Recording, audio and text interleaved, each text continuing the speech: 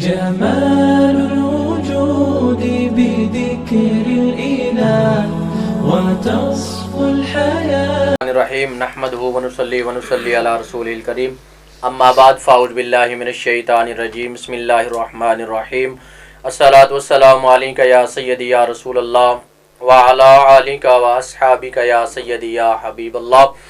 السلام علیکم ورحمۃ اللہ۔ ایک مرتبہ پھر پیغام رمضان ٹرانسمیشن میں آپ کو خوش آمدید کہتے ہیں۔ میں ہوں آپ کا میزبان حافظ غلام حسین رضوی، اور ایک نئے پروگرام کے ساتھ آپ کی خدمت میں حاضر ہیں۔ ہمارے ساتھ مہمان گرامی شریک ہیں۔ آئیے سب سے پہلے تعارف کی طرف چلتے ہیں۔ سب سے پہلے آج کے ہمارے مہمان خصوصی جناب حضرت علامہ مولانا مفتی محمد امتیاز احمد عطاری نقشبندی صاحب، ہم آپ کو پروگرام کے اندر خوش آمدید کہتے ہیں۔ شکریہ بھی ادا کرتے ہیں کہ آپ نے اپنے قیمتی وقت میں سے ہمیں وقت دیا۔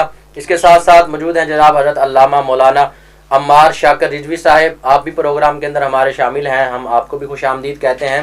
ان کے ساتھ جناب موجود ہیں حضرت علامہ مولانا محمد لقمان حسن اشرفی قادری صاحب، آپ کو بھی ہم پروگرام کے اندر خوش آمدید کہتے ہیں۔ تو سب سے پہلے نعت رسول صلی اللہ علیہ وآلہ وسلم کی طرف چلتے ہیں۔ تو میں ملتمس ہوں جناب حضرت علامہ مولانا لقمان حسن اشرفی قادری صاحب سے، میں ملتمس ہوں کہ وہ نبی کریم صلی اللہ علیہ وآلہ وسلم کی بارگاہ میں نذرانہ عقیدت پیش فرمائیں۔ درود پاک نذرانہ پیش کیجیے۔ صلی صلی اللہ علیہ یا رسول اللہ وسلم علیہ یا حبیب اللہ۔ کوئے نبی سے آ نہ سکے ہم، کوئے نبی سے آ نہ سکے ہم، راحت ہی کچھ ایسی تھی۔ کوئے نبی سے آ نہ سکے ہم، راحت ہی کچھ ایسی تھی۔ یاد رہی نا جنت ہم کو، جنت ہی کچھ ایسی تھی۔ یاد رہی نا جنت ہم کو، جنت ہی کچھ ایسی تھی۔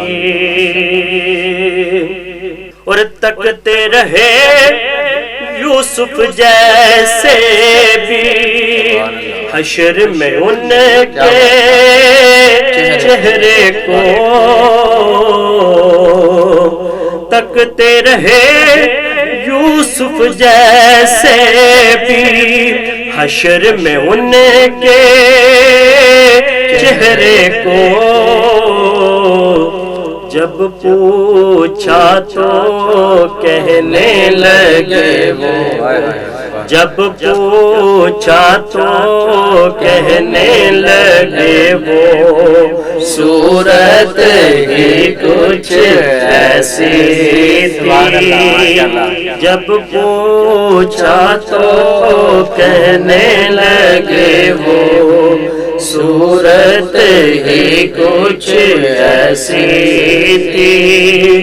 یاد رہی نا جنت ہم کو، جنت ہی کچھ ایسی تھی۔ اور بولے جبریل آمین کہ کیوں کر تلیاں چومی تھی۔ بولو جبریل آمین کہ کیوں کر تلیاں چومی تھی۔ کہنے لگے جبریل کے ان کی، کہنے لگے جبریل کے ان کی عظمت ہی کچھ ایسی تھی، کہنے لگے جبریل کے ان کی عظمت ہی کچھ ایسی تھی، اکبر و اصغر اور یہ غازی دین پہ وارے ہنس ہنس کے، اکبر و اصغر اور یہ غازی دین پہ وارے ہنس ہنس کے، اور یوں لگتا ہے کہ دین نبی کی قیمت ہی کچھ ایسی تھی، یاد رہی نا جنت ہم کو، جنت ہی کچھ ایسی تھی۔ ایک مرتبہ پھر آپ کو پیغام رمضان ٹرانسمیشن میں خوش آمدید کہتے ہیں، اور اب سوالات کا سلسلہ ہم شروع کرتے ہیں۔ ہمارے ساتھ علامہ امتیاز احمد نقشبندی صاحب ہمارے ساتھ تشریف فرما ہے۔ تو مفتی صاحب، آج کا بہت ہی ہمارا اہم ٹاپک ہم نے آپ کے لیے رکھا ہے صدقہ فطر کا، کیونکہ اب عید آنے والی ہے، تو یہ بڑا اہم جو شرعی مسئلہ ہے صدقہ فطر کے حوالے سے۔ تو سب سے پہلے تو میں آپ سے سوال یہی کرتا ہوں کہ جو صدقہ فطر ہے اس کی شرعی حیثیت کیا ہے، اس کی تعریف کیا ہے، اور اس کی حکمتیں کیا ہیں، یعنی کس وجہ سے یہ جو ہے صدقہ فطر کو رکھا گیا ہے؟ الحمدللہ رب العالمین والصلاة والسلام علی سید الانبیاء والمرسلین، اما بعد فاعوذ باللہ من الشیطان الرجیم، بسم اللہ الرحمن الرحیم۔ حضور نبی کریم رؤوف الرحیم صلی اللہ تعالی علیہ وآلہ وسلم کی ذات گرامی پر درود و سلام پڑھنے کے بہت ہی فضائل و برکات ہیں۔ بے شک۔ چنانچہ نبی کریم صلی اللہ تعالی علیہ وآلہ وسلم کا فرمان ہے کہ تم جہاں بھی ہو مجھ پر درود پڑھو کہ تمہارا درود مجھ تک پہنچتا ہے۔ بے شک، سبحان اللہ، سبحان اللہ۔ لہذا ہمیں اپنے پیارے آقا صلی اللہ تعالی علیہ وآلہ وسلم کی ذات گرامی پر درود و سلام پڑھتے رہنا چاہیے۔ بالکل۔ پیارے دوستو، سب سے پہلی بات تو یہ ہے کہ ماشاء اللہ یہ پیغام رمضان جو سلسلہ ہے یکم رمضان سے جاری و ساری ہے۔ اللہ پاک اس سلسلے کو چلانے والے جو ہیں اور اس کے اندر کوشش کرنے والے ہیں، اللہ پاک سب کو برکتیں عطا فرمائے، آمین۔ اور یہ بھی ایک بہت بڑی نیکی ہے۔ بے شک۔ تو اس طرح بھی مسلمانوں تک، عاشقان رسول تک جو دینی مسائل ہیں یا دینی پیغام ہے وہ پہنچایا جا رہا ہے۔ بالکل۔ تو آج کل کے اس دور کے لحاظ سے یہ سلسلہ بھی بہت اچھا ہے۔ اللہ پاک اس کے چلانے والوں کو مزید برکتیں عطا فرمائے۔ آمین۔ مجھے جو اس سلسلے کے اندر مدعو کیا گیا ہے اور موضوع دیا گیا ہے صدقہ فطر اور اس کے مسائل۔ صدقہ فطر کی شرعی حیثیت کے حوالے سے سب سے پہلے عرض کرتا ہوں، یاد رکھنا کہ صدقہ فطر یہ واجب اور ضروری ہے۔ اس کے حوالے سے احادیث کریمہ کے اندر جو آتا ہے، جامع ترمذی شریف کی حدیث پاک ہے، نبی کریم صلی اللہ تعالی علیہ وآلہ وسلم نے اپنے ایک صحابی کو فرمایا کہ جاؤ تم جا کر مکہ کی گلی کوچوں کے اندر جا کر اعلان کر دو کہ صدقہ فطر واجب ہے۔ ایک اور حدیث پاک کے اندر آتا ہے، جہاں اس حدیث پاک سے یہ معلوم ہوگا کہ صدقہ فطر واجب اور ضروری ہے، وہیں پر ہمیں اس حدیث پاک سے یہ بھی معلوم ہوگا کہ صدقہ فطر کی حکمتیں کیا ہیں۔ صدقہ فطر جو واجب و ضروری قرار دیا گیا ہے، اس کی وجہ کیا ہے؟ تو نبی کریم صلی اللہ تعالی علیہ وآلہ وسلم کے بہت ہی پیارے صحابی حضرت سیدنا عبداللہ ابن عباس رضی اللہ تعالی عنہما، آپ فرماتے ہیں کہ نبی کریم صلی اللہ تعالی علیہ وآلہ وسلم نے صدقہ فطر کو مقرر فرمایا، فرض فرمایا، جو حدیث پاک کے الفاظ ہیں فارادہ، فرض فرمایا، واجب ہے، ضروری ہے۔ صدقہ فطر کو مقرر فرمایا اور اس کے ساتھ دو حکمتیں ارشاد فرمائیں۔ ارشاد فرمایا ایک تو اس لیے صدقہ فطر واجب ہے تاکہ جس مسلمان نے روزے رکھے ہیں اور روزوں کے دوران اس سے کوئی بیہودہ کلام ہو گیا ہے، کوئی فضول گفتگو ہو گئی ہے، تو جب یہ صدقہ فطر دے گا تو اس کا وہ روزہ فضولیات بیہودہ کلام سے جو ہے وہ پاک ہو کر اللہ کی بارگاہ میں قبول ہو جائے گا۔ سبحان اللہ، اللہ اکبر۔ دوسری جو حکمت نبی کریم صلی اللہ تعالی علیہ وآلہ وسلم نے بیان فرمایا کہ دوسرا اس کے اندر یہ بھی حکمت ہے کہ جو غریب لوگ ہیں، مسکین لوگ ہیں، ان کی خوراک کا انتظام ہو جائے۔ اب دیکھیے کہ ہمارا دین اسلام ہمارے اوپر کتنی رحمت کر رہا ہے، اور دین اسلام کی وسعت دیکھیے، دین اسلام کی امن و سلامتی دیکھیے کہ جہاں پر ایک مسلمان نے روزہ رکھا ہے، مالدار ہے، تو اب اس سے یہ حکم دیا گیا ہے کہ تم صدقہ فطر دو تاکہ کل کو جب عید کا موقع آتا ہے تم تو عید کی خوشیاں مناؤ، تم تو عید کے لیے سارے انتظامات کرو، کہیں ایسا نہ ہو کہ تمہارے پڑوس میں بیٹھا ہوا مسلمان وہ عید کی خوشیوں سے محروم ہو جائے۔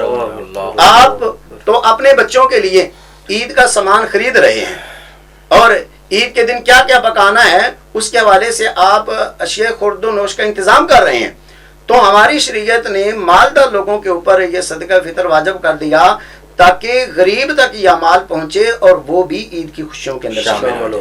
اللہ اکبر۔ یہ دو حکمتیں جو ہے وہ اس حدیث پاک کے اندر بیان کی گئی ہیں۔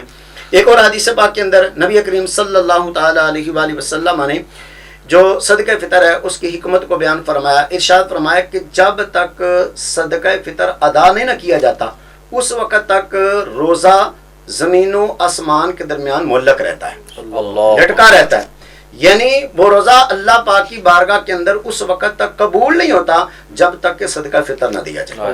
اللہ اکبر۔ تو اس سے سمجھا جا سکتا ہے کہ صدقہ فطر کی شرعی حیثیت کیا ہے کہ شریعت نے ہم پر واجب کیا ہے اور اس کی حکمتیں کیا ہیں تاکہ روزہ بیہودہ کلام اور فضولیات سے بھی پاک ہو جائے اور غریب لوگوں مساکین لوگوں کی روزی کا بھی انتظام ہو جائے، اور ساتھ ہی ساتھ ہمارا یہ جو روزہ رکھا ہے جن مسلمانوں نے رکھے ہیں وہ روزے جو ہیں وہ اللہ پاک کی بارگاہ کے اندر شرف قبولیت حاصل کر سکیں۔ تو یہ روزے کی شرعی حیثیت، صدقہ فطر کی شرعی حیثیت ہے۔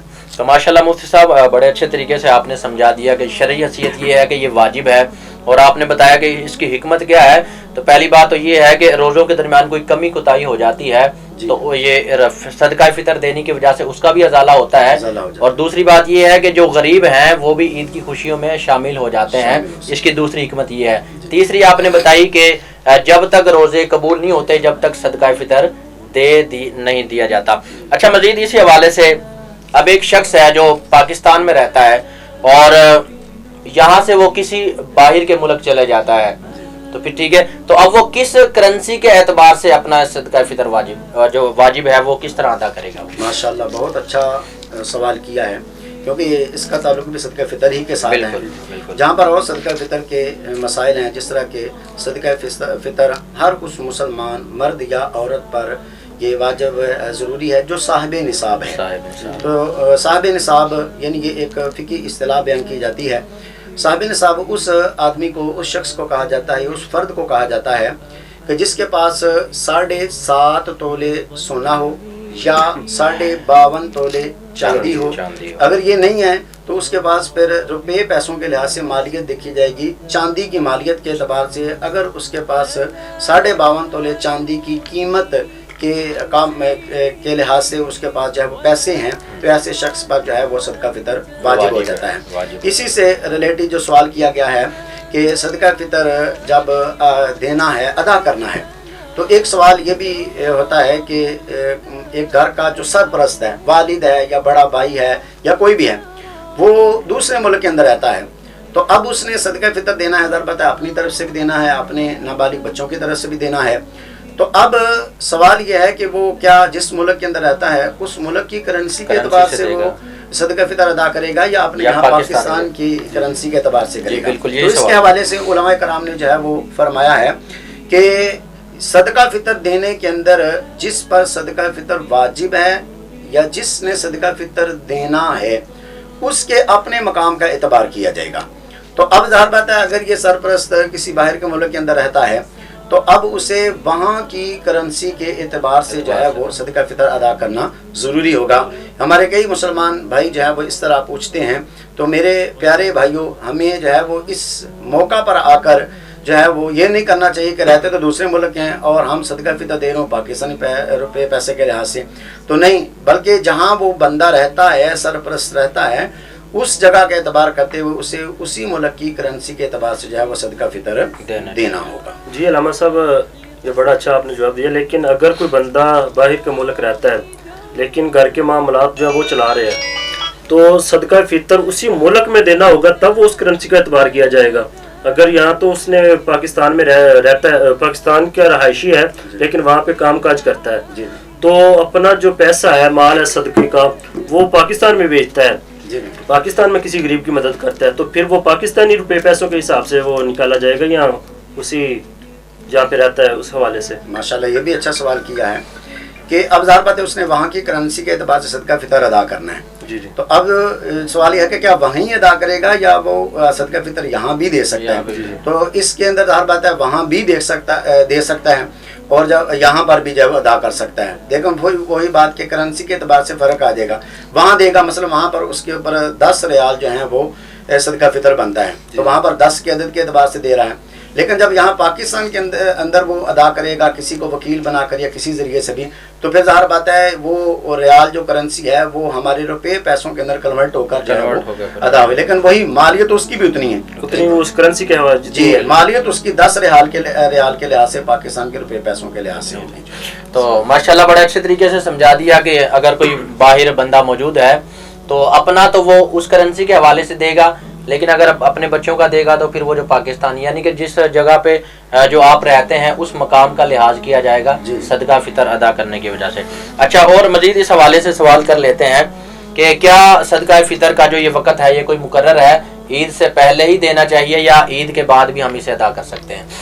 ماشاءاللہ صدقہ فطر کے حوالے سے یہ بھی مسئلہ ہے کہ جو حدیث کے اندر آتا ہے، نبی کریم صلی اللہ تعالی علیہ وآلہ وسلم نے جو فرمایا ہے کہ عید کی نماز پڑھنے سے پہلے صدقہ فطر ادا کیا جائے، کیونکہ جو ہم نے اس کی حکمتیں سنی ہیں تو حکمتوں کے اندر یہ ہے تاکہ غریب لوگوں کی روزی کا خوراک کا انتظام ہو جائے بالکل، اور وہ بھی عید کی خوشیوں کے اندر شامل ہو سکیں۔ تو ظاہر بات ہے عید سے پہلے ادا کریں گے تو پھر جا کر جو ہے وہ ان حکمتوں کے جو ہے مصداق بن سکے گا اور پھر جو ہے وہ غریب اپنی خوشیوں کے اندر شامل ہو سکیں گے۔ تو عید کی نماز سے پہلے یعنی بہتر جو وقت ہے، افضل وقت ہے، وہ یہ ہے کہ چاند دیکھنے کے بعد سے لے کر عید کی نماز ادا کرنے سے پہلے یہ جو وقت ہے نا، اس دوران جو ہے صدقہ فطر ادا کرنا چاہیے، بہتر اور افضل وقت یہی ہے۔ ہاں اگر کوئی چاند رات سے پہلے بھی رمضان شریف کے اندر بھی صدقہ فطر ادا کرنا چاہتا ہے، بلکہ رمضان سے پہلے بھی جو ہے وہ ادا کرنا چاہتا ہے، تو اس کا صدقہ فطر جو ہے وہ ادا ہو جائے گا۔